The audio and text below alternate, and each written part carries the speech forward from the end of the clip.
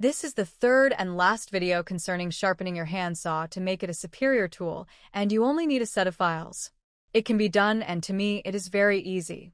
Now, if you are the type of people who can't even sharpening a knife, then this is not for you because sharpening a saw is very similar to sharpening a knife, but for one teeth of a saw, it has two cutting edges, so a saw is literally hundreds of mini knives that need to be sharpened one by one.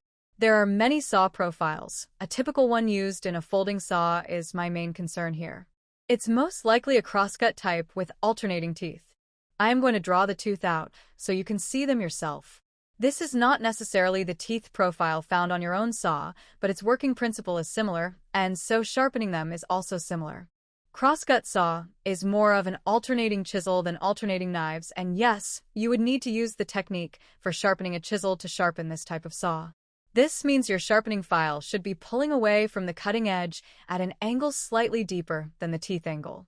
You would feel the friction while pulling back, but not too much friction, and if you feel no friction at all, your file-to-teeth angle is not correct, and you are not actually sharpening your saw at all if no pullback friction is felt.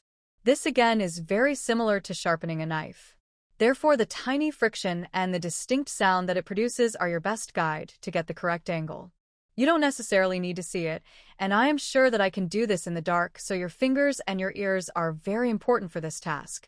There are two faces to one tooth. You want to do one of the faces first. Make sure the mountain tip of the teeth is filed. Depending on many factors, you may need to do several pulls for one of the faces, but make sure everything is even. Even number of pulls and even pressure. It does require some precision and patience, but it's fun, and the reward is great. To see if you have done a good job or not, get out your hardwood and then test it out. You want to see how long it can last, so if your hardwood is huge, then you may also need a timer to time yourself. Last but not least, you may want to test the saw prior to sharpening it. That is it. See you later, alligator.